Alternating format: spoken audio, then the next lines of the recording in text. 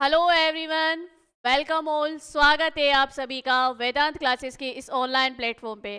कैसे हैं आप सभी? सभी मस्त होंगे, स्वस्थ होंगे और अपनी अपनी तैयारी में व्यस्त होंगे। चलिए, साइंस की क्लास में हमने तंत्रिका मतलब हमने जो है मानव शरीर के तंत्र वाली सीरीज शुरू कर ली है। और उसमें हमने कल तंत्रिका तंत्र के जो हमारा लास्ट 2 क्लासों का सेशन रहा उसमें हमने तंत्रिका तंत्र पढ़ रहे थे हम लोग। और कल हम जो है तंत्रिका तंत्र में हमने जो कल जहां हमने क्लास छोड़ी एक बार वो मैं बता देती हूँ। और उसके बाद आज हम जो है उससे आगे की क्लास को मतलब ये सेशन अपना कंटिन्यू करेंगे। तो देखो कि हमने स्टार्ट किया था केंद्रीय तंत्रिका तंत्र पढ़ना। क्या पढ़ना स्टार्ट किया? केंद्रीय तंत्रिका तंत्र यानी कि सेंट्रल नर्वस सिस्टम पढ़ना स्टार्ट किया था।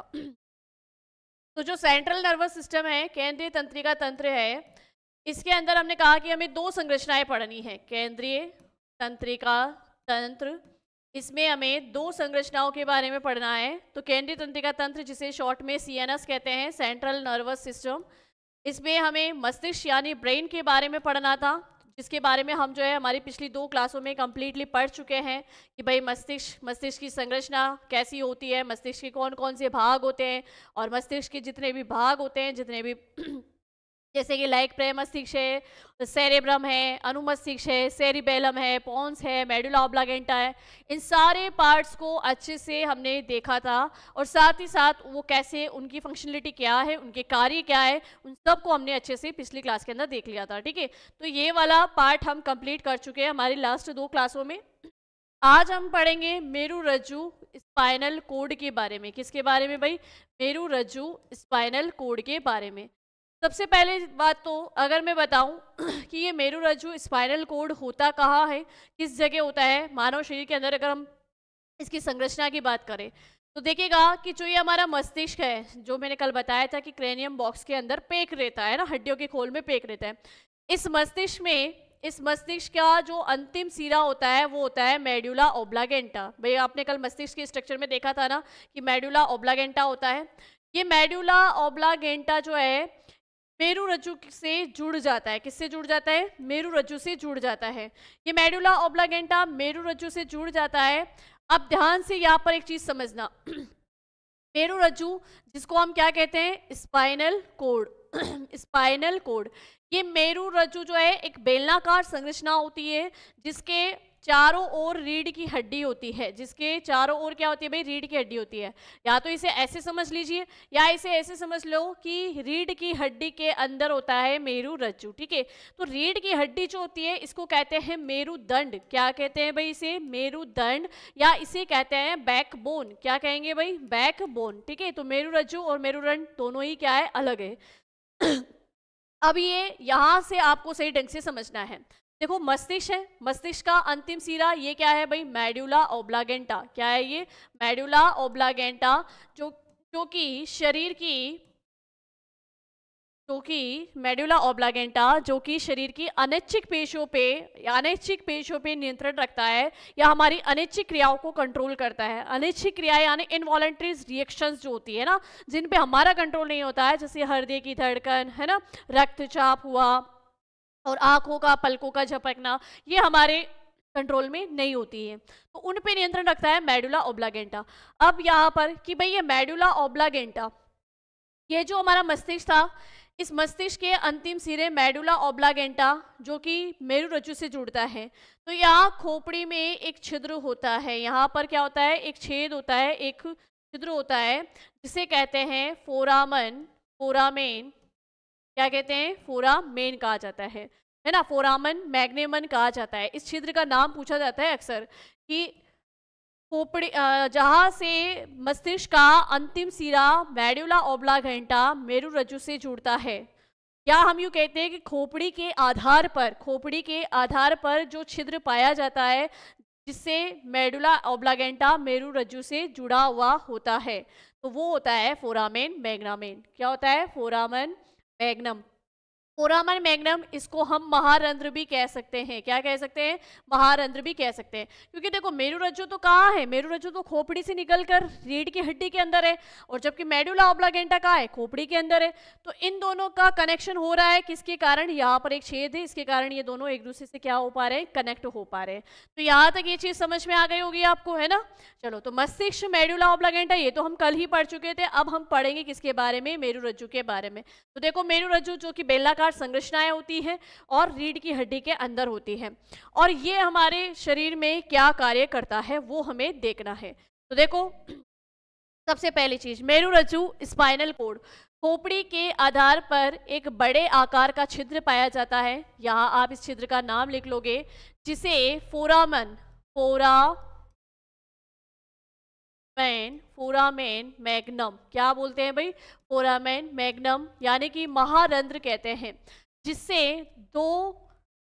मतलब इसको फोरामेन मैग्नम महारंध्र कहते हैं, जिससे मस्तिष्क का अंतिम भाग, जिससे यहाँ पर दो का नहीं भाई, ये लिखा है जिससे होकर मस्तिष्क का अंतिम भाग मेडुला ऑब्लागेंटा मेरुरज्जु से जुड़ा रहता है। तो ये लाइन आपके लिए एग्जाम के पॉइंट ऑफ व्यू से बहुत इंपॉर्टेंट है। इस छिद्र का नाम पूछा जा सकता है।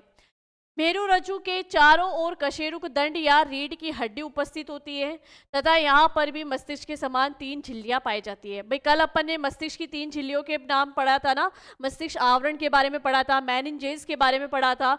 मस्तिष्क की 3 झिल्लियां होती हैं,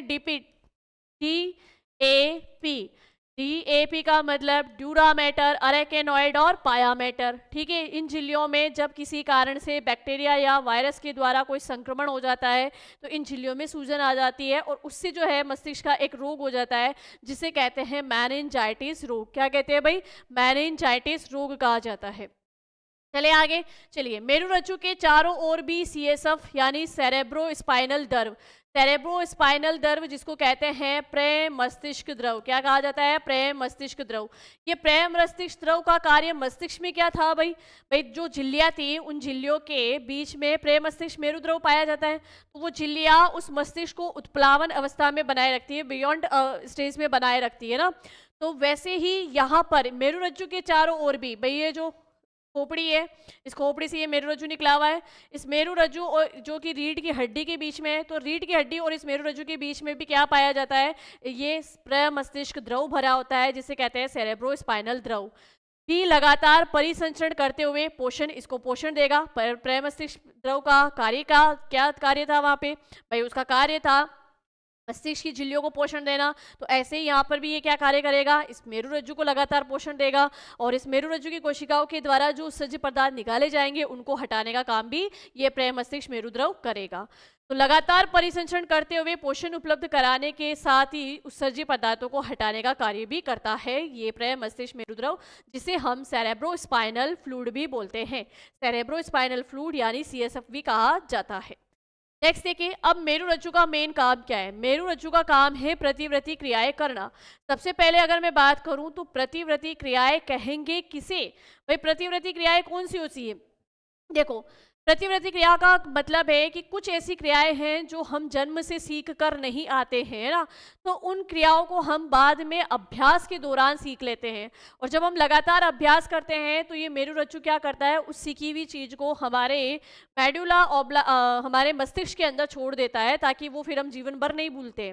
जैसे जन्म के बाद ही हम साइकिल चलाना सीखते हैं, कार ड्राइव करना सीखते हैं, है ना। हम क्या जन्म से थोड़ी साइकिल चलाना सीख के आ चुके हैं? या जैसे डांसिंग हुई, जैसे कि स्विमिंग हुई, है ना। तो ऐसी क्रियाएं जिनको आप बार बार अभ्यास के द्वारा मतलब है ना उसको मजबूत कर लेते हो, वो होती है प्रतिवर्ती क्रियाएं। क्या होती है भाई? प्रतिवर्ती क्रियाएं। ठीक है, कुछ प्रतिवर्ती क्रियाएं जन्म से भी होती है और कुछ नहीं भी होती है। तो कौन सी होती है कौन सी नहीं होती है वो भी अपन सब देखेंगे ना। तो प्रतिवर्ती क्रियाएं कौन करवाता है? प्रतिवर्ती क्रियाओं पर नियंत्रण होता है मेरुरज्जु या स्पाइनल कोड का।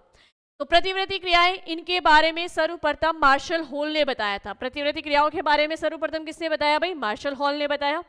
ये दैनिक जीवन में होने वाली वे क्रियाएं हैं जिन्हें हम बिना सोचे समझे तुरंत संपादित कर देते हैं। भाई करते हैं ना, जैसे जब शुरुआत में आप साइकिल नहीं सीख रखे हो, उस समय कई बार ऐसा भी होता है कि आप गिरे भी होंगे, है ना। जब साइकिल को पहली बार चलाना सीखा होगा तो आपका कंसंट्रेशन नहीं बना होगा और आप गिरे भी होंगे, लेकिन जब आप एक बार सीख लेते हो तो उसके बाद जैसे ही साइकिल सामने आई आप उस पर बैठे और बिना सोचे समझे आप उसको आराम से चलाते हो, क्योंकि वो आपकी क्या हो गई है, आदत में हो गई है। मेरु रज्जु के अंदर वो प्रतिवृत्ति क्रिया आपके किस में आ गई है, आदत में आ गई है ना। ठीक है, तो कई बार आपने ये भी देखा होगा कि कुछ लोग, कुछ बच्चे ऐसे स्टैंड करके दिखाते हैं, हाथ छोड़ के साइकिल चला रहे हैं, क्योंकि उन्होंने एक बैलेंस बना लिया है। और वो बैलेंस किसकी वजह से बना है भाई, इस मेरु रज्जु की वजह से वो बैलेंस बना है। ठीक है, चलिए, तो दैनिक जीवन में वो वाली क्रियाएं जिन्हें हम बिना सोचे समझे तुरंत संपादित कर देते हैं। नेक्स्ट देखिए, नेक्स्ट अगर बात करूं तो ये देखो कि ये है मानव का मस्तिष्क, और इसमें जो ये इस तरीके की सलवटें दिखाई दे रही है, ये भाग कौन सा था भाई, सेरेब्रम था ना। सेरेब्रम यानी प्रमस्तिष्क, जिसमें हमारी स्मरण शक्ति का केंद्र होता है। प्रमस्तिष्क जिसमें हमारी स्मरण शक्ति का केंद्र होता है, साथ ही साथ में हमारे किसी भी स्मेल की पहचान करने का, क्या हो रहा है भाई आज इतनी मिस्टेक क्यों हो रही है, ये लीजिए प्रमस्तिष्क या जिसे कहते हैं सेरेब्रम। ठीक है, तो ऐसी क्रियाएं जैसे कि स्मरण शक्ति, याददाश्त, सोचना, समझना, और साथ ही साथ हम किसी गंध को मतलब महसूस कर सके कैसी है, कि अच्छी है बुरी है। तो ग्रान पिंड भी यानी कि ओलिफेंट्री लॉब्स भी कहाँ होते हैं, इसी प्रमस्तिष्क मेरुद्रोम में, प्रमस्तिष्क में होते हैं।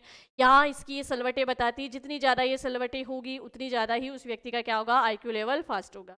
ठीक है, तो देखो इस ब्रेन से, और इस ब्रेन का ये वाला, ये मस्तिष्क के अंतिम भाग कौन सा है भाई, मेडुला ओब्लागेंटा। कौन सा है, मेडुला ओब्लागेंटा।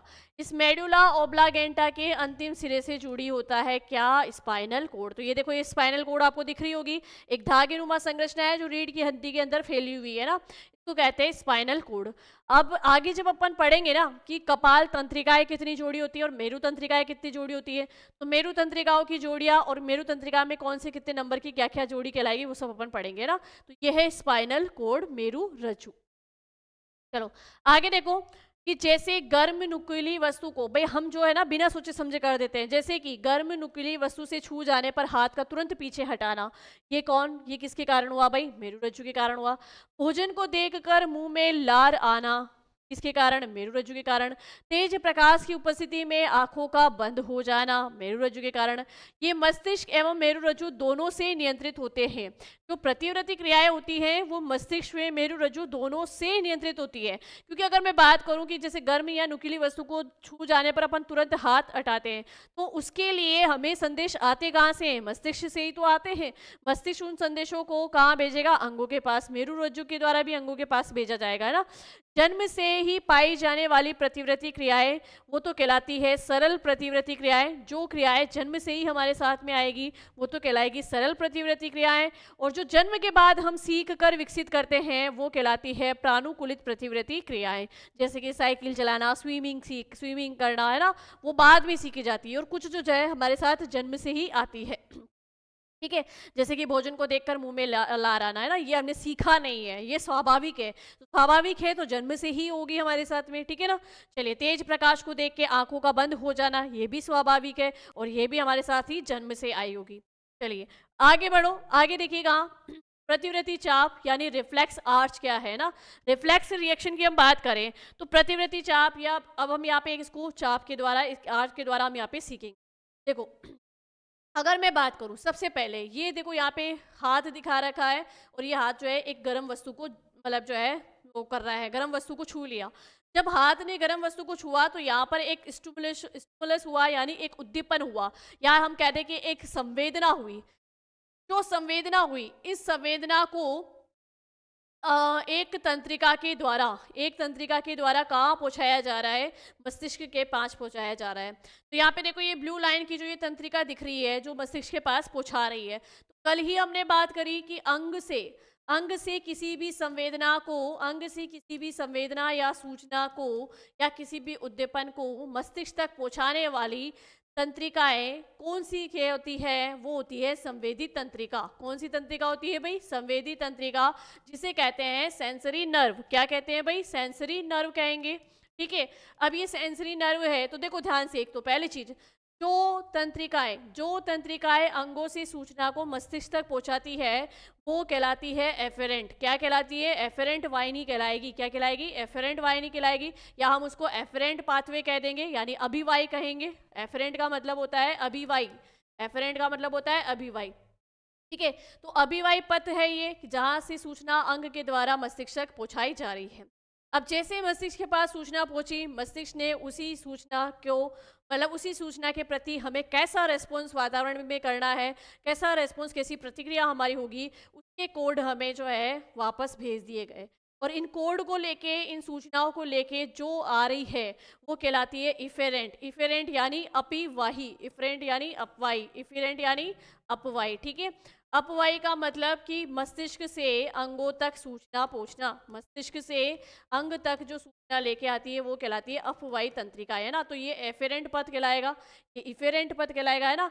एफेरेंट यानी अभिवाही, इफेरेंट यानी अपवाही। ठीक है, अब देखो कि ये सूचना जैसे ही इन तंत्रिकाओं के द्वारा अंगों के अंदर आई और अंगों को जो मैसेज मस्तिष्क के द्वारा भेजा गया वो मिल गया, तो वहां से तुरंत हाथ को क्या कर लिया गया? हटाया गया। देखो जो हाथ यहाँ था, यहाँ चल रहा था, जैसे सूचना आई कि हाथ हटा लो, तो इसने क्या रेस्पॉन्स किया? हाथ को हटा दिया। ठीक है ना, हाथ को ऊपर कर लिया, या हम उस जगह से उसको क्या कर लेते हैं? हाथ को हटा लेते हैं। तो मस्तिष्क से सूचना को, मस्तिष्क से अंगों तक सूचना को लेके आने वाली तंत्रिका कौन सी है भाई? प्रेरक तंत्रिका, या जिसे हम कहेंगे चालक तंत्रिका, या जिसे हम कहेंगे मोटर नर्व। क्या कहेंगे भाई? मोटर नर्व कहेंगे। ठीक है, तो ये तो होती है मोटर नर्व और ये होती है सेंसरी नर्व। ठीक है, चलिए अब आगे एक चीज और देखना कि देखो यहाँ से ये जो सूचनाएं लेके आ रही है और यहाँ से ये सूचनाएं लेके जा रही है, कोई तो ऐसी जगह होगी जहाँ दोनों आपस में क्या होगी, मतलब एक जगह ऐसी होगी जहाँ ये दोनों आपस में गुजर रही होगी पास में से, है ना। और वो भाग हमने कल पढ़ा था, वो भाग कौन सा है भाई? वो भाग है थैलेमस। मस्तिष्क का कौन सा भाग? थैलेमस, जहाँ दोनों प्रकार की तंत्रिकाएं आपस में एक दूसरे के, मतलब एक जगह ना, मतलब एक ऐसे स्थान है जहाँ ये दोनों तंत्रिकाएं आपस में आमने सामने होती। ठीक है, चलिए भाई, होता है ना कि जैसे हम किसी से हम अपने रास्ते चल रहे हैं, कोई अपना रास्ते चल रहा है, पर अचानक से वो हमारे सामने आ गया, एक पॉइंट ऐसा आ गया कि वो हम दोनों एक ही जगह गए, है ना, वो वाली बात। चलिए अब आगे चले और आगे देखो कि चलो ये हो गया मेरु रज्जु। तो मेरु रज्जु के लिए आपको बस इतना सा याद रखना है स्पाइनल कोड के लिए कि भाई ये प्रतिवृत्ति क्रियाओं पे नियंत्रण करता है, यानी रिफ्लेक्स रिएक्शन पर हमारा कंट्रोल किसका है? मस्तिष्क के भाग मेरु रज्जु का। क्या है भाई? मेरु रज्जु का, मस्तिष्क का भाग नहीं, बस मेरु रज्जु का है। ठीक है, चलिए यहाँ पर जो हमने पढ़ना शुरू किया था ना, CNS, सेंट्रल नर्वस सिस्टम, ये दो ही पार्ट थे। दो ही पार्ट कौन कौन से थे भाई? ब्रेन यानी मस्तिष्क, और एक स्पाइनल कोड। तो हम स्पाइनल कोड को भी पढ़ चुके हैं, यानी हमारे शरीर की प्रतिवृत्ति क्रियाओं के लिए जिम्मेदार कौन है? मेरु रज्जु है। ठीक है, चलिए अब हम नेक्स्ट बात करेंगे परिधीय तंत्रिका तंत्र, पेरिफेरल नर्वस सिस्टम। परिधीय तंत्रिका तंत्र यानी पेरिफेरल नर्वस सिस्टम। तो मैंने इसमें कहा कि हमें इसके अंदर सारी तंत्रिकाओं के बारे में पढ़ना है। इसके बारे में पढ़ना है, हमें तंत्रिकाओं के बारे में पढ़ना है। अब तंत्रिकाएं के बारे में पढ़ना है तो देखो सबसे पहले तो हम तंत्रिकाएं होती कितने प्रकार की है कि भाई कार्य के आधार पे कितने प्रकार की होगी, या हम बात करें उत्पत्ति के आधार पे कितने प्रकार की होगी, तो ये सारी चीजें हम जो है यहाँ पर पहले देखेंगे। ठीक है, तो सबसे पहले अगर मैं बात करूं तो देखो कार्य के आधार पर या फंक्शन के आधार पर हम बात करें तो ये तंत्रिकाएं होती है 3 प्रकार की। अभिवाही, जिसे संवेदी तंत्रिका भी कहते हैं, यानी सेंसरी नर्व भी कहते हैं। और सेंसरी नर्व का कार्य क्या है? सेंसरी नर्व के लिए बस आपको एक ही चीज याद रखनी है, ऑर्गन यानी अंग से कोई भी सूचना या संवेदना ब्रेन तक ट्रांसफर करना, यानी मस्तिष्क तक पहुंचाना, ये कार्य होता है किसका? अभिवाही या संवेदी या सेंसरी नर्व का। दूसरी होती है अपवाही, जिसे हम चालक या प्रेरक या मोटर नर्व भी कहते हैं। क्या कहते हैं? मोटर नर्व भी कहते हैं। ये क्या करेगी? बिल्कुल संवेदी के अपोजिट काम करेगी, यानी इसका काम क्या है? ब्रेन से किसी भी सूचना को, ब्रेन या मस्तिष्क से किसी भी सूचना को अंग या ऑर्गन तक पहुंचाना। ठीक है, ये काम है इसका। फिर बात करें, एक होती है मिश्रित यानी मिक्स्ड ग्लैंड। मिक्स्ड ग्लैंड का कार्य क्या होगा भाई? मिक्स्ड ग्लैंड का कार्य दोनों ही होगा। दोनों का मतलब ऑर्गन से ब्रेन तक भी सूचना को पहुंचाएगी, यानी अंगों से मस्तिष्क तक भी सूचना को पहुंचाएगी और मस्तिष्क से अंगों तक भी सूचना को पहुंचाएगी।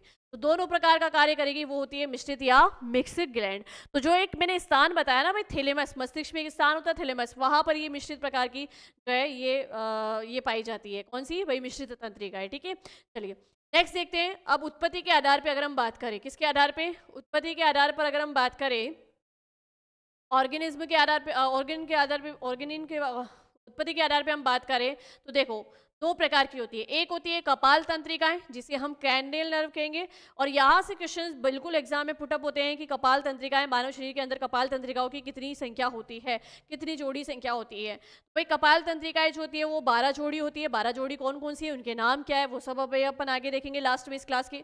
फिर देखो मेरु तंत्रिकाएं होती है, स्पाइनल नर्व होती है। तो स्पाइनल नर्व कितनी होती है? 31 जोड़ी होती है। कितनी होती है भाई? 31 जोड़ी होती है।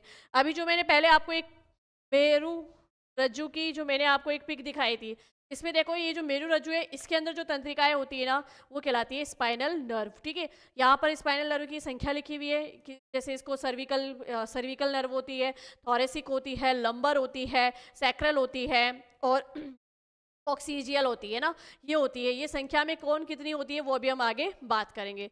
तो मेरु रज्जु में पाई जाने वाली तंत्रिकाएं मेरु तंत्रिकाएं, और कपाल में पाई जाने वाली तंत्रिकाएं कपाल तंत्रिकाएं। ठीक है, तो कपाल को जैसे हम क्रेनियम बॉक्स भी कहते थे, तो इसलिए इन तंत्रिकाओं को हम क्या कह सकते हैं? क्रेनियल नर्व कह सकते हैं। और कितनी होती है? 12 जोड़ी होती है। जबकि मेरु तंत्रिकाएं कितनी होती है भाई? 31 जोड़ी होती है। इनकी संख्या आपको याद रखनी है, इसको लेके क्वेश्चंस आते ही आते हैं। चलिए अब एक एक करके पढ़ते हैं। सबसे पहले कार्य के आधार पे जो तंत्रिकाएं होती है, जैसे कि अभिवाही जिसे एफेरेंट कहते हैं, या संवेदी या सेंसरी नर्व्स होती है। क्या करती है? वातावरण से प्राप्त संवेदनाओं को सीएनएस तक पहुंचाती है। यानी वातावरण से प्राप्त संवेदना या सूचना या उद्दीपन को सीएनएस यानी केंद्रीय तंत्रिका तंत्र तक पहुंचाती है। और केंद्रीय तंत्रिका तंत्र में कौन बैठा है भाई? ब्रेन बैठा है, यानी मस्तिष्क तक पहुंचाती है ना। तो इजीली हमें तो यही याद रखना है, ऑर्गन टू ब्रेन यानी अंग से मस्तिष्क तक पहुंचाने वाली कौन सी है? अभिवाही संवेदी सेंसरी नर्व। दूसरा प्रकार देखो, दूसरा टाइप था इसका अपवाही, जिसको हम क्या कह सकते हैं? अपवाही को इफेरेंट, अपवाही यानी इफेरेंट या प्रेरक या मोटर नर्व्स, या इसी को क्या कहते हैं? चालक तंत्रिकाएं। तो क्या करेगी? सीएनएस यानी सेंट्रल नर्वस सिस्टम, और सेंट्रल नर्वस सिस्टम में किससे? ब्रेन से संदेशों को प्रभावित अंग तक पहुंचाती है, यानी ब्रेन से ऑर्गन तक यानी अंगों तक जो पहुंचाती है वो होती है कौन सी भाई? अपवाही, इफेरेंट, प्रेरक या मोटर नर्व। क्लियर है यहाँ पे? चलो नेक्स्ट देखो, मिश्रित या मिक्स्ड नर्व। मिश्रित या मिक्स्ड नर्व ये संवेदी एवं चालक है ना, दोनों प्रकार की संवेदी एवं चालक दोनों तंत्रिकाओं के कार्य करती है, वो होती है मिश्रित नर्व, या जिसको हम मिक्स्ड नर्व कहेंगे। नेक्स्ट देखो, अब देखो चालक या अपवाही तंत्रिकाएं। जो चालक या अपवाही तंत्रिकाएं थी, मोटर नर्व्स जो थी, ये दो प्रकार के तंत्रों का निर्माण करती है। ये तो हम हमारी पिछली क्लास की स्टार्टिंग में ही देखा था, जहां हमने बताया था कि केंद्रीय तंत्रिका तंत्र कौन सा है, फिर आगे परिधीय तंत्रिका तंत्र को हमने अच्छे से डिस्क्राइब भी वहां कर रखा था हमारी पिछली क्लास में, पिछले सेशन में आप जाके देखिएगा।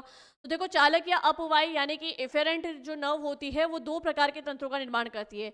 एक तो करेगी कायिक तंत्रिका तंत्र का निर्माण, यानी हम कहेंगे एक सोमेटिक नर्वस सिस्टम का निर्माण करेगी, और एक करेगी ये स्वायत्त तंत्रिका तंत्र का निर्माण, यानी ऑटोनोमस नर्वस सिस्टम का निर्माण करेगी। ठीक है, कायिक तंत्रिका तंत्र और स्वायत्त तंत्रिका तंत्र है ना। ठीक है, कायिक तंत्रिका तंत्र, इस तंत्र की तंत्रिकाएं ऐच्छिक पेशियों से जुड़ती है। किससे जुड़ती है भाई? ऐच्छिक पेशियों से जुड़ती है, तथा हमारी ऐच्छिक क्रियाओं का नियंत्रण करती है, यानी वॉलंटरीज रिएक्शन का ये जो है उस पर कंट्रोल करती है। वॉलंटरीज रिएक्शन पे कौन कंट्रोल करता है भाई?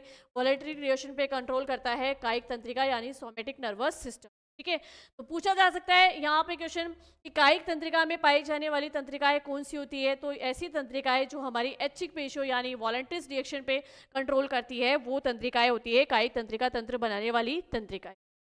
ठीक है, नेक्स्ट देखते हैं स्वायत्त तंत्रिका तंत्र, ऑटोनोमस नर्वस सिस्टम। ये तंत्रिकाएं हमारे आंतरिक अंगों एवं अनैच्छिक पेशियों से जुड़ती है, तथा अनैच्छिक क्रियाओं यानी कि इनवॉलंटरी एक्शंस का नियंत्रण करती है, इनवॉलंटरी एक्शंस पर कंट्रोल करती है। ठीक है, चलिए नेक्स्ट देखो कि ये दो प्रकार के तंत्रों का निर्माण करेगी। अब जो ये स्वायत्त ऑटोनोमस नर्वस सिस्टम है, ये मैंने पहले ही आपको बता दिया था कि ये होता परिधीय तंत्रिका तंत्र का भाग है, लेकिन हम इसको अध्ययन की दृष्टि से अलग भी करके पढ़ सकते हैं। तो देखो यहाँ पर कि स्वायत्त तंत्रिका तंत्र की हम बात करें, ऑटोनोमस नर्वस सिस्टम, तो पहली चीज तो ऑटोनोमस नर्वस सिस्टम किन तंत्रिकाओं से मिलकर बना होता है, तो हमें ऐसे याद रखना है कि ऐसी तंत्रिकाएं जो हमारी अनैच्छिक पेशियों से जुड़ती है, उन तंत्रिकाओं के आपस में जुड़ने से स्वायत्त तंत्रिका तंत्र का निर्माण होता है, ऑटोनोमस नर्वस सिस्टम का निर्माण होता है। अब ये भी दो प्रकार का होता है, एक होता है अनुकंपी तंत्र, अनुकंपी तंत्र जिसे हम कहते हैं सिंपैथिक नर्वस सिस्टम, और एक होता है परानुकंपी तंत्र जिसे हम कहते हैं पैरासिम्पैथिक नर्वस सिस्टम। ठीक है, अब इन दोनों के कार्य क्या है, इन दोनों के कार्य अलग अलग है, दोनों के कार्य बिल्कुल अलग अलग है। ठीक है ना, कैसे है कार्य ध्यान से समझना। सबसे पहली चीज स्वायत्त तंत्रिका तंत्र जिसे हम कहेंगे autonomous nervous system, autonomous nervous. ठीक है, चलिए ऑटोनोमस नर्वस सिस्टम जो कि हमारी अनैच्छिक पेशियों पर नियंत्रण करता है। जैसे कि किसी भयानक वस्तु को देख के हमारी दिल की धड़कन बढ़ जाती है, भाई हम डर जाते हैं तो हमारी हार्ट बीट तेज हो जाती है ना, फिर थोड़ी देर बाद में जैसे ही वो वस्तु वहाँ से हटती है, मतलब वो कारण वहाँ से हटता है, हमारी हार्ट बीट्स वापस भी कंट्रोल में आ जाती है।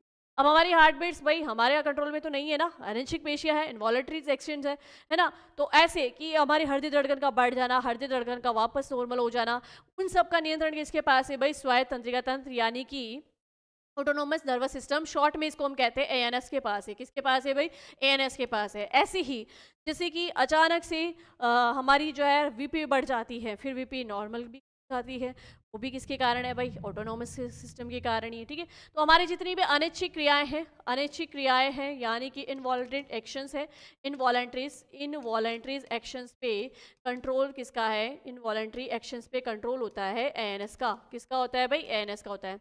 लैंगली नामक वैज्ञानिक ने सर्वप्रथम इसके बारे में बताया है। किसके बारे में बताया है भाई, स्वायत्त तंत्रिका तंत्र के बारे में सर्वप्रथम लैंगली नामक वैज्ञानिक ने बताया है। अब ये दो भागों में था, इसमें पहला भाग आता है अनुकंपी तंत्रिका तंत्र। ठीक है, अनुकंपी तंत्रिका तंत्र और परानुकंपी तंत्रिका तंत्र, ये आप एक चीज याद रखिएगा कि अनुकंपी तंत्रिका तंत्र और परानुकंपी तंत्रिका तंत्र ये दोनों आपस में अपोजिट वर्क करते हैं। भाई जो अनुकंपी तंत्रिका तंत्र के कार्य होंगे उसके जस्ट अपोजिट कार्य कौन करेगा, परानुकंपी तंत्रिका तंत्र। जैसे पाचन तंत्र की क्रिया को बढ़ा देना, पाचन तंत्र की क्रिया को बढ़ा देना इसका मतलब अनुकंपी तंत्रिका तंत्र है। ठीक है, पाचन तंत्र की क्रिया को फिर से सामान्य करना किसका कार्य है भाई, ये परानुकंपी तंत्रिका तंत्र का कार्य है। ब्लड प्रेशर एकदम से बढ़ना अनुकंपी तंत्रिका तंत्र, और नॉर्मल हो जाना परानुकंपी तंत्रिका तंत्र। किसी चीज को देख के डर जाना अनुकंपी तंत्रिका तंत्र, और बिल्कुल नॉर्मल हो जाना परानुकंपी तंत्रिका तंत्र। यानी यहाँ पर एक चीज है कि जितनी भी हमारे शरीर की जितनी भी अपोजिट कंडीशन होगी वो तो अनुकंपी तंत्रिका तंत्र के द्वारा होगी, और जो आरामदायक वाली स्थिति होगी, जो मतलब हमें तो आरामदायक वाली स्थिति होगी उसके लिए जिम्मेदार कौन है भाई, परानुकंपी तंत्रिका तंत्र है, पैरासिम्पैथिक नर्वस सिस्टम है। ठीक है, चलिए तो सबसे पहले पढ़ते हैं हम यहाँ पर अनुकंपी तंत्रिका तंत्र यानी सिम्पैथिक नर्वस सिस्टम। अब इसमें देखो आपातकालीन परिस्थितियों में सक्रिय होकर शरीर में अनैच्छिक परिवर्तन करना उसके लिए जिम्मेदार होता है अनुकंपी तंत्रिका तंत्र यानी जिसे कहते हैं सिम्पैथिक नर्वस सिस्टम। अब आपातकालीन परिस्थिति जैसे वही चीज कि किसी चीज को देख के हम घबरा गए तो हमारी हार्ट बीट्स बढ़ गई है ना, और या कि जैसे ऐसा होता है ना कि कोई ऐसी बहुत ही ज़्यादा भयानक सी, या हम नींदों में डर जाए तो हमें पसीने आने लगते हैं। तो जितनी भी आपातकालीन स्थितियाँ होगी उसमें जिम्मेदार है अनुकंपी तंत्रिका तंत्र। ठीक है, तो जैसे कि हृदय दर बढ़ना, पसीने का स्रावन बढ़ना, भूख प्यास न लगना, आंखों की पुतली का फैलना, ठीक है ना, ये सारे कारण किसके हैं, अनुकंपी तंत्रिका तंत्र के। आपातकालीन परिस्थितियाँ समाप्त होने पर परानुकंपी तंत्र सक्रिय हो जाता है और शारीरिक क्रियाओं को पुनः सामान्य करने का कार्य करता है। ठीक है, तो अनुकंपी तंत्र के जस्ट अपोजिट काम करेगा। भाई जो हृदय दर बढ़ गई थी, किसी चीज को सामने देख के हम डरे और डर के हमारे शरीर पे रोंगटे खड़े हो गए है ना, हमें पसीने छूटने लगे, और फिर जैसे ही वो वस्तु वहां से चली गई, मतलब हो सकता है वस्तु क्या कोई जानवर जैसे भी हो ना, जैसे शेर हमारे सामने आ गए तो हम घबरा गए, डर गए, हमें पसीने आने लग गए, और जैसे ही वो वहां से चला गया हम धीरे धीरे क्या हो गए, नॉर्मल हो गए, सामान्य हो गए, हमारी हृदय धड़कन वापस से नॉर्मल हो गई, पसीने आ रहे थे वो बंद हो गए। ठीक है, हम सामान्य स्थिति में आ गए। तो उस अनुकंपी तंत्रिका तंत्र की क्रियाओं को जस्ट अपोजिट करने का कार्य किसका है, परानुकंपी तंत्रिका तंत्र का कार्य है। ठीक है, तो अनुकंपी तंत्रिका तंत्र एड्रिनल ग्रंथि के साथ मिलकर विपरीत परिस्थितियों से लड़ने हेतु हमारे शरीर में परिवर्तन को प्रेरित करती है। यहाँ पर याद रखिएगा, एड्रिनल ग्रंथि जिसे क्या कहते हैं, जिसे कहते हैं डरो या मरो वाली ग्रंथि, है ना। एड्रिनल ग्रंथि इसके द्वारा जो हार्मोन रिलीज होते हैं उसके द्वारा हम जो है मतलब विपरीत परिस्थितियों को देख के क्या करते हैं, घबरा जाते हैं ना। तो इसलिए अनुकंपी तंत्रिका तंत्र एड्रिनल ग्रंथि के साथ मिलकर विपरीत परिस्थितियों से लड़ने हेतु हमारे शरीर में परिवर्तन को प्रेरित करती है। चले आगे, चलिए अब देखो जो हमने उस समय हमने ऑटोनॉमस, देखो हमने तीनों ही जो है तीनों तंत्र कंप्लीट कर लिए हैं। सीएनएस के बारे में हमने कंप्लीट पढ़ लिया, हम एएनएस के बारे में कंप्लीट पढ़ लिया। पीएनएस इसके जस्ट बाद में पहले हम लेंगे पेरिफेरल यानी पीएनएस के बारे में हमने पढ़ लिया है, उसके बाद में एएनएस के बारे में भी। देखो सीएनएस में हमने पढ़ा, फिर से सीएनएस के बता देती हूँ। सीएसएन में हमने ब्रेन और स्पाइनल कोड के बारे में पढ़ा, ब्रेन और स्पाइनल कोड के बारे में पढ़ा यानी मस्तिष्क मेरुरज्जु के बारे में पढ़ा। पीएनएस की बात करूँ, पेरिफेरल नर्वस सिस्टम की मैं बात करूँ, तो इसके अंतर्गत हम लोगों ने कपाल तंत्रिकाएं यानी क्रेनियल नर्व और मेरु तंत्रिकाओं के बारे में पढ़ा। कपाल तंत्रिकाएं और मेरु तंत्रिका के बारे में पढ़ा यानी जो है स्पाइनल नर्व के बारे में पढ़ा। ठीक है, और साथ ही साथ में हमने जो बाकी की है जैसे सेंसरी नर्व है, सेंसरी नर्व के बारे में पढ़ा हमने, प्रेरक या मोटर नर्व के बारे में पढ़ा हमने, मिक्स्ड नर्व के बारे में भी पढ़ा। ठीक है, तो ये सारी तंत्रिकाओं के बारे में हमने पीएनएस के बारे में पढ़ा। और पीएनएस का ही एक भाग होता है एएनएस, जिसे हम कहते हैं स्वायत्त तंत्रिका तंत्र, autonomous nervous system. Autonomous nervous system को भी हमने दो भागों में बांट के पढ़ा है, sympathetic nervous system, sympathetic nervous system यानी अनुकंपी तंत्रिका तंत्र, और पैरासिम्पैथिक नर्वस सिस्टम यानी कि परानुकंपी तंत्रिका तंत्र। ये हमने जो है पूरा तंत्रिका तंत्र कंप्लीट किया। चलिए अब जो ये कपाल तंत्रिका है, क्रेनियल नर्व है, ये जो क्रेनियल नर्व है इनकी संख्या 12 जोड़ी थी, है ना। तो अब 12 जोड़ी संख्या थी तो हम एक बार इनको याद देखते हैं भाई कौन कौन सी होती है। तो ये देखो, ये कपाल तंत्रिकाएं मस्तिष्क से जुड़ी रहती है। मनुष्य में इनकी संख्या 12 जोड़ी होती है। तो इसमें कौन कौन सी होती है, ऑलिफेंट्री नर्व होती है, ऑप्टिक नर्व होती है, ऑक्यूलोमोटल तंत्रिका होती है, टॉक्सिलियर तंत्रिका होती है। टॉक्सिलियर तंत्रिका कपाल तंत्रिकाओं में सबसे छोटी होती है। वैसे इतना डेप्थ में कोई क्वेश्चन नहीं पूछता, लेकिन फिर भी हम हमारी जानकारी पूरी रखेंगे। ट्राइजेमाइल नर्व होती है, ठीक है, और एक स्यूडोडेंस नर्व होती है, फेशियल तंत्रिका होती है, वेस्टिब्यूलो का क्लियर तंत्रिका यानी ऑडिटरी तंत्रिका होती है, ग्लोसोफेरिशियल तंत्रिका होती है, बैगस तंत्रिका होती है, और एक्सिलरी तंत्रिका होती है, और हाइपोग्लोसल तंत्रिका होती है। ये कपाल तंत्रिकाओं के नेम है। आगे देखो मेरु तंत्रिकाएं, ये मेरुरज्जु से उत्पन्न जिनकी संख्या 31 जोड़ी होती है ना। इसमें से सर्वाइकल तंत्रिकाएं जो होती है, सर्वाइकल नर्व जो होती है वो 8 जोड़ी होती है। सभी मेरु तंत्रिकाएं मिश्रित प्रकार की, ये जो 8 जोड़ी सर्वाइकल तंत्रिकाएं होती है ये मिक्स्ड तंत्रिकाएं होती है ना।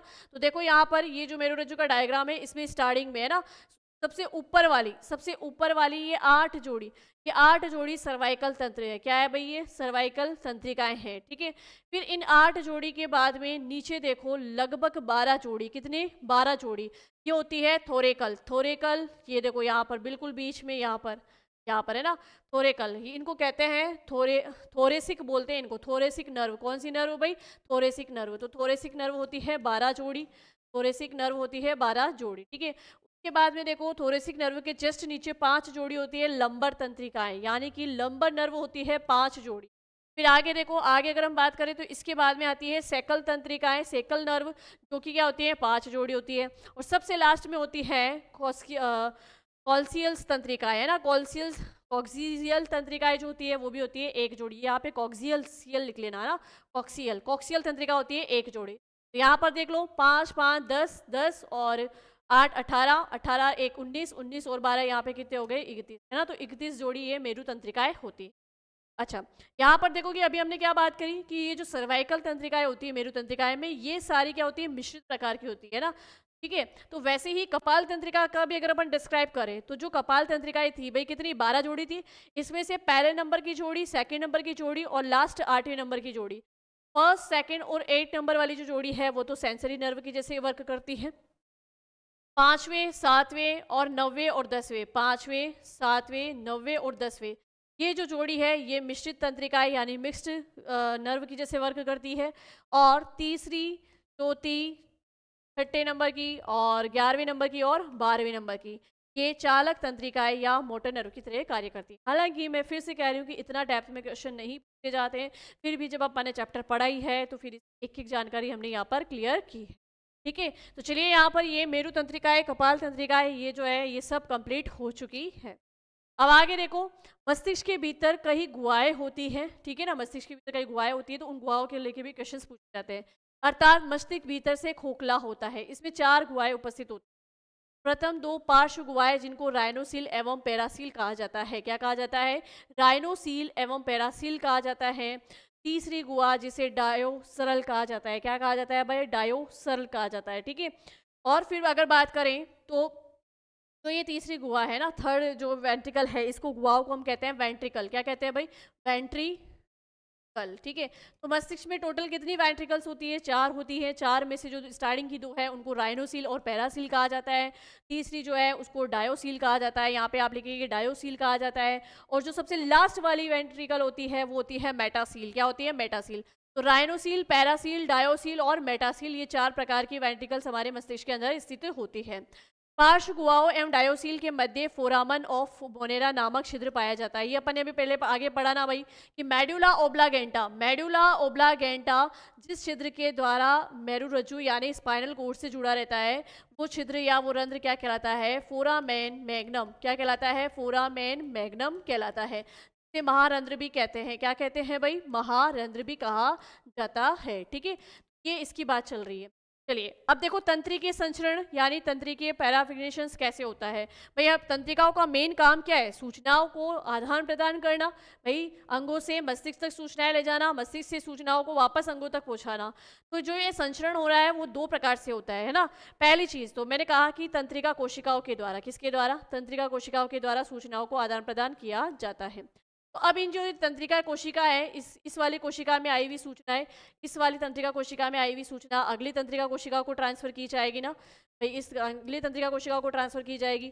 एक तो ये कि इस कोशिका से इस कोशिका के अंदर सूचना का ट्रांसफर, और एक इस कोशिका के डेंड्राइट में सबसे पहले सूचना आई, फिर उसके साइटोन में आई और फिर उसके एक्सोन में आई। केवल इस एक कोशिका के अंदर तंत्रिकीय संचरण किस प्रकार से होगा? तो देखो यहाँ पर तंत्रिकीय संचरण के मुख्य 2 प्रकार हैं। पहला, तंत्रिका कोशिका में संचरण। तंत्रिका कोशिका में संचरण में बात करें तो इसकी खोज सर्वप्रथम हक्सले वे हॉकिंग ने बताया था। किसने बताया था? हक्सले वे हॉकिंग ने बताया था। एक ही तंत्रिका कोशिका में संचरण आयनों की गति सोडियम, पोटेशियम एवं कैल्शियम आयन के द्वारा संभव होती है। भाई यहाँ इस साइटोन से इस एक्सोन के अंदर जो ये का संचरण होता है वो किसके कारण होता है? सोडियम, पोटेशियम वे कैल्शियम आयन के द्वारा ये संभव है। ठीक है, हक्सले एवं हॉकिंग ने बताया कि तंत्रिका कोशिका की झिल्ली आयनों के लिए चयनात्मक पारगम्य होती है। भाई ये जो है तो यहाँ पर एक झिल्ली पाई जाती है। ठीक है, तो ये झिल्ली इस आयनों के लिए क्या रहती है? चयनात्मक पारगम्य है। विराम अवस्था में झिल्ली की बाहरी तरल पर धनावेश होता है। यहाँ पर जो विराम अवस्था है तो इस समय इस झिल्ली के बाहर यहाँ पे क्या होगा भाई? धनावेश होगा। जब इस कोशिका को उद्दीपन प्राप्त है तो ये आयन कोशिका के अंदर गति कर झिल्ली की ध्रुवीयता को बदल देते हैं। ध्यान से समझना कि ये आपकी क्या है? ये आपकी है न्यूरॉन यानी तंत्रिका कोशिका आपके शरीर की। अब इस तंत्रिका कोशिका के बाहर की अगर हम बात करें तो यहाँ होते हैं सोडियम आयन, पोटेशियम आयन और कैल्शियम आयन। ठीक है, ये धनावेशी थे। जैसे ही कोई सूचना डेंड्राइट से इस साइटोन के अंदर आएगी और साइटोन से इस एक्सोन में जाएगी तो यहाँ इस एक्सोन की झिल्ली से ये आयंस इसके अंदर आ जाएंगे। किसके अंदर आ जाएंगे भाई? इस एक्सोन के अंदर आ जाएंगे और फिर क्या करेंगे? इसकी ध्रुवीयता को चेंज कर देंगे, यानी सूचनाएं इससे क्या होगी? सरल गति से और तेज गति से आगे ट्रांसफर होती जाएगी। तो आयनों की इस गति के लिए सोडियम धनायन, भाई आयनों की इस गति के लिए कौन कौन जो है उत्तरदायी होगा? यहाँ पर जो आयनों की गति की जा रही है ना, आयनों की इस गति के लिए सोडियम आयन वे पोटेशियम आयन जो है वो उत्तरदायी होते हैं। सोडियम, इसको हम एक तरह से क्या कहते हैं? सोडियम वे पोटेशियम पंप बोलते हैं। इसको क्या बोलेंगे भाई? सोडियम वे पोटेशियम पंप जो है वो उत्तरदायी है आयनों की गति के लिए। या आप लिख लोगे सोडियम वे पोटेशियम पंप, ये उत्तरदायी होता है इन आयनों की गति के लिए। ठीक है। अब ये जो माइलिन युक्त तंत्रिकाएं हैं भाई, माइलिन शीट हमने देखी थी कि जो ये एक्सोन होता है, इस एक्सोन के बाहर की ओर जो है वसा से निर्मित एक परत पाई जाती है जिसे हम कहते हैं माइलिन शीट। क्या कहते हैं भाई? माइलिन शीट कहते हैं। ठीक है। ये जो माइलिन शीट होती है, ये माइलिन शीट युक्त तंत्रिकाओं ने तंत्रिकीय सूचनाएं, आवेग, सेलेटरी कंडक्शंस दर्शाते हैं। क्या दर्शाते हैं भाई? सेलेटरी कंडक्शंस दर्शाते हैं। यानी सॉलिटरी संचरण की अगर हम बात करें तो भाई ये जैसे सोडियम पोटेशियम ये क्या है? सॉल्ट ही है। ठीक है। तो सॉलिटरी रिएक्शन या सॉलिटरी कंडक्शंस दर्शाते हैं या आवेग। ठीक है। चलिए अब बात करते हैं कि ये तो देखा था कि हमने जो है कि एक ही तंत्रिका में सूचना का आदान प्रदान कैसे हो रहा है। बस आपको इतना सा याद रखना है, एक लाइन याद रखनी है। जब एक ही तंत्रिका में सूचनाएं संचरित हो रही है तो वहां संचरण का कारण जो है आयनों की गति है। और कौन कौन से आयन? सोडियम पोटेशियम आयन की गति है। बस इतना याद रखना है। नेक्स्ट बात करते हैं कि अब एक न्यूरॉन से दूसरे न्यूरॉन में सूचना का संचरण सिनैप्स से होता है। किससे होता है भाई? सिनैप्स से होता है। और कल ही मैंने अच्छे से समझाया था कि सिनैप्स क्या होते हैं। भैया एक तंत्रिका कोशिका है ये आपकी, और इस तंत्रिका कोशिका के इस एक्सोन का अंतिम सिरा जहाँ पर कुछ गोलाकार फूली हुई संरचनाएं होती है जिसे कहते हैं टीलोमियर। क्या कहते हैं? टीलोमियर। और इससे आगे एक और तंत्रिका कोशिका इससे जुड़ी रहती है फिजिकली रूप से। ये दोनों तंत्रिका कोशिकाएं ऐसे इस तरीके से फिजिकल रूप से कनेक्ट नहीं होती है, लेकिन इन दोनों के बीच में कुछ रसायन ऐसे होते हैं जो रसायन क्या करते हैं, इस तंत्रिका कोशिका से सूचना को लेकर इस वाली तंत्रिका अगली तंत्रिका कोशिका के डेंड्रोइड तक सूचना को ट्रांसफर करते हैं। तो ये जो रसायनों के कारण ये दोनों आपस में कनेक्ट है, तो इनके आपस में कनेक्ट होने का ये जो स्थल है ये कहलाता है सिनैप्स। क्या कहलाता है भाई? सिनैप्स। और इनके कनेक्शन की ये प्रक्रिया जो है ये कहलाती है सिनैप्सिस। क्या कहलाती है भाई? सिनैप्सिस। तो सिनैप्स और सिनैप्सिस क्या है ये समझ में आ गया होगा। एक ऐसा स्थान, या हम कह दें कि दो तंत्रिका कोशिकाओं के बीच में एक ऐसा स्थान जहां दोनों तंत्रिका कोशिकाएं आपस में सूचनाओं का आदान प्रदान करती है, वो स्थल कहलाता है सिनैप्स। और सूचनाओं के आदान प्रदान की ये प्रक्रिया कहलाती है सिनैप्सिस। क्लियर है यहाँ पे? चलिए अब ये जो सिनैप्स है, ये सिनैप्स की प्रक्रिया भी दो प्रकार की हो सकती है। कैसे? एक तो होती है रासायनिक सिनैप्स, ठीक है, और एक होती है विद्युत सिनैप्स यानी इलेक्ट्रिकल सिस्टम के द्वारा भी सिनैप्स की प्रक्रिया हो सकती है। रासायनिक यानी केमिकल सिनैप्स की हम बात करें तो इसमें सूचनाएं रासायनिक रूप में न्यूरोट्रांसमीटर, भाई न्यूरोट्रांसमीटर हमने पढ़े थे ना, तंत्रिका हार्मोन। न्यूरोट्रांसमीटर या तंत्रिका हार्मोन वो होते हैं जो आवेगों की गति को क्या करते हैं? बढ़ा देते हैं। ठीक है। तो इसमें सूचनाएं रासायनिक रूप में न्यूरोट्रांसमीटर्स एवं न्यूरोइन इनहिबिटर्स के द्वारा नियमित की जाती है। तंत्रिका हार्मोन वे तंत्रिका विरोधी हार्मोन के द्वारा नियमित की जाती है। इनकी गति धीमी, लेकिन अधिकांश सिनेप्स इसी प्रकार के होते हैं। और फिर देखिए कुछ तंत्रिकाएं हमारी ऐसी हैं जहां पर विद्युत सिनेप्स होता है, जैसे कि इलेक्ट्रिकल सिनेप्स होगा। इनमें सूचनाएं विद्युत सिग्नल के रूप में आयनों के द्वारा न्यूरॉन्स के बीच बने चैनल से होकर गति करती है। इसमें आवेग प्रवाह की दर तेज लेकिन संख्या में कम होती है। भाई इलेक्ट्रिक पल्स के द्वारा हो रही है तो गति तो बढ़ेगी, लेकिन संख्या क्या हो जाएगी? आवेगों की कम हो जाएगी। तो कुछ एक ही तंत्रिकाओं में ऐसी जो है ये इलेक्ट्रिकल सिनेप्स पाए जाते हैं। क्लियर है? चलिए तो यहाँ पर जो है फाइनली हमारा जो है ये तंत्रिका कोशिका वाला जो चैप्टर है वो लगभग यहाँ कंप्लीट हो चुका है। और कुछ जो रिलेटेड है कि भाई मस्तिष्क से संबंधित कौन कौन से रोग होते हैं, एक बार हम उनके ऊपर भी चर्चा कर लेते हैं, क्योंकि हमने पूरा मस्तिष्क को यहाँ पे पढ़ा, मस्तिष्क की संरचना को हमने यहाँ पे देखा, उससे रिलेटेड क्या क्या रोग है उसको भी हम यहाँ पर देख लेते हैं। पहली चीज कुछ इंपॉर्टेंट्स बातें वो देखिए कि तंत्रिकाओं से सूचनाओं के प्रवाह की गति ना, किसी भी तंत्रिका कोशिका में या जो है सूचना की गति क्या होती है 130 से 200 मीटर प्रति सेकंड दौरान। ठीक है, 130 से मतलब 130 से 200 आवेगों को जो है वो प्रति सेकंड क्या कर सकती है? ट्रांसफर कर सकती है ना। के दौरान तंत्रिका झिल्ली पर 12 से 20 मिली वोल्ट विभव उत्पन्न होता है। यहाँ पर ये विद्युत विभव लिखा हुआ है कि भाई कितना वोल्ट उत्पन्न होता है। जब 130 से 200 आवेग एक साथ प्रति सेकंड अगर गति कर रहे हैं तो उस समय जो तंत्रिका झिल्ली है उस पर जो है 12 से 20 मिलीलीटर वोल्ट का विभव उत्पन्न होता है। ठीक है, चलिए ये एग्जाम के पॉइंट ऑफ व्यू से इंपॉर्टेंट है भाई, पूछा जा सकता है। ठीक है, नेक्स्ट देखो हमारे मस्तिष्क का बाहरी भाग जो है ना, ग्रे मैटर धूसर द्रव्य से बना होता है। किससे? ग्रे मैटर धूसर द्रव्य से बना होता है। जबकि आंतरिक भाग जो है व्हाइट मैटर होता है। आंतरिक भाग कैसा होता है भाई? व्हाइट मैटर होता है, यानी श्वेत द्रव्य कह दो इसको। क्या कह सकते हैं अपन? श्वेत द्रव्य से बना है। तथा मेरुरज्जु में बाहरी भाग श्वेत द्रव्य का है, जबकि आंतरिक भाग दूसरे द्रव्य यानी ग्रे मैटर का बना है। अपोजिट है भाई, हमारे मस्तिष्क का बाहरी भाग तो ग्रे मैटर दूसरे द्रव्य से बना हुआ है और आंतरिक भाग श्वेत द्रव्य से बना हुआ है। इसके जस्ट अपोजिट किस में होता है? मेरुरज्जु में होता है। तंत्रिका तंत्र में सबसे कम पुनरुद्भवन की क्षमता पाई जाती है। तो मैंने आपको ये शुरुआत में बताया था कि एक नर्वस सिस्टम की सबसे स्मॉलेस्ट यूनिट होती है या उसकी स्ट्रक्चरल एंड फंक्शनल यूनिट होती है न्यूरॉन यानी तंत्रिका कोशिका। तंत्रिका कोशिका जब जीवन में एक बार जन्म ले लेती है तो उसके बाद में उसमें विभाजन की क्षमता बहुत कम होती है। जब उसमें सेल डिवीजन ही नहीं होगा तो उसमें पुनरुद्भवन की क्षमता भी क्या होगी? कम होगी। तो हमारा तंत्रिका तंत्र प्रॉपर रूप से बना किससे है भाई? इसकी संरचना का कारण कौन है? तंत्रिका कोशिका ही है। तो जब उसमें सेल डिवीजन नहीं है, उसमें पुनरुद्भवन की क्षमता नहीं है, तो फिर तंत्रिका तंत्र में पुनरुद्भवन की क्षमता क्या होगी? कम होगी। चलिए अब बात करते हैं अल्जाइमर। ये मस्तिष्क से संबंधित रोग है। तंत्रिकाओं के नष्ट होने से याददाश्त खोने लगती है, यह आनुवंशिक कारणों से भी हो सकता है अल्जाइमर रोग। ठीक है, फिर एक आता है पार्किंसन रोग। कौन सा रोग भाई? पार्किंसन रोग, जिसको पार्किंसोनिज्म रोग भी कहा जाता है। ऐच्छिक पेशियों पर नियंत्रण, अनैच्छिक कंपन तथा चेहरा भाव शून्य हो जाता है। ऐच्छिक पेशियों पर जो नियंत्रण नहीं रह पाएगा, यहाँ लिखोगे कि ऐच्छिक पेशियों पर नियंत्रण नहीं रह पाता है। पार्किंसन रोग में ऐच्छिक पेशियों पर नियंत्रण नहीं रह पाता है और अनैच्छिक पेशियों में कंपन उत्पन्न होता है तथा चेहरा जो है वो बिल्कुल क्या हो जाता है? भाव शून्य हो जाता है। ठीक है, चलिए अब इसके अलावा एक रोग जो हम पहले पढ़ ही चुके हैं, आपको मेनिंजाइटिस रोग भी याद रखना है। मस्तिष्क से संबंधित आपको मेनिंजाइटिस रोग भी याद रखना है। मेनिंजाइटिस रोग क्या है भाई? मेनिंजाइटिस रोग है मस्तिष्क की झिल्लियों में वायरस या बैक्टीरिया, मस्तिष्क झिल्लियों में वायरस या बैक्टीरिया के संक्रमण से जन आना, वायरस या बैक्टीरिया के संक्रमण से जन आना। ठीक है, ये किसके कारण है भाई? तो हमने मस्तिष्क आवरण पढ़े है ना, 3 झिल्लियों के नाम पढ़े जिसको हम क्या कहते हैं? मेनिंजेस। क्या कहते हैं? मेनिंजेस।